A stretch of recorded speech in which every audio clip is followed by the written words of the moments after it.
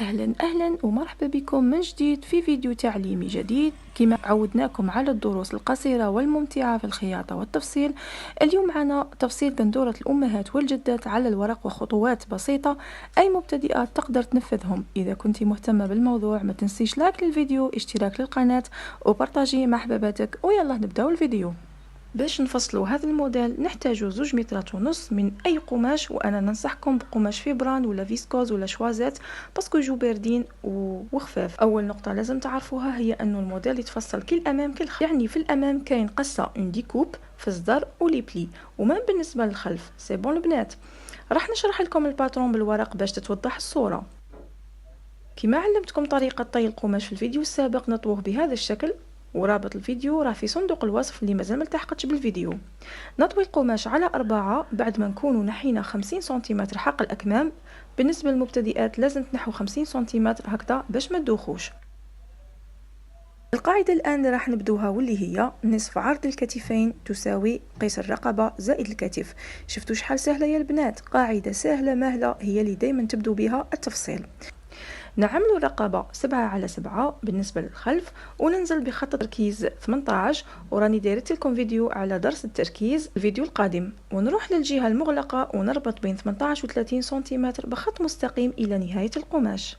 الآن نقص الرقبة والصدر، رقبة الخلف نخلوها ورقبة الأمام نقصوها. والمبتدئات دائما نحذركم لازم تفصلوا دائما الأمام على الخلف باش ما تغلطوش وديروا قصة في الخلف وقصة في الأمام. اذا رقبه الخلف نخلوها كما راهي، وتاع الامام هي اللي راح نعدلوا فيها طبعا.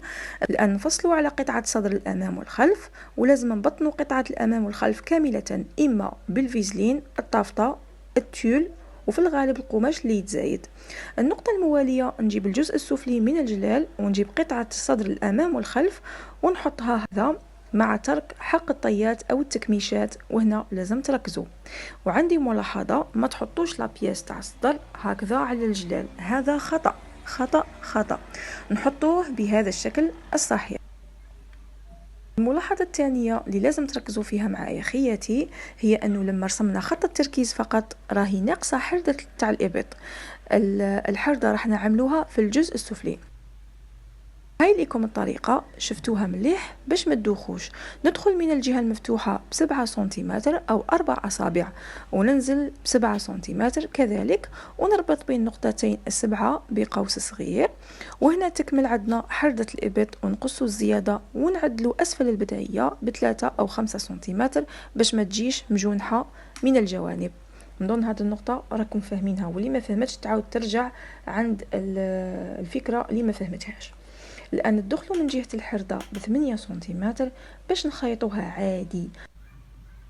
أما بالنسبة للأكمام ناخذ المتر وناخذ قياس الحردة الإبط بهذا الشكل، ونهبطوا حوالي 12 سنتيمتر، ونقسموا القيمة اللي لقيناها على 4، نطلعوا ب1 سنتيمتر ونهبطوا ب1 سنتيمتر، نربطوا النقاط. بالنسبة لدورة الكم تختلف من قياس لآخر كما راه موضح في الصورة. يحبوا 3 كار ولا يحبوها مونش لونغ، لهنا يبقى الامر اختياري باش نخرجوا الدوره.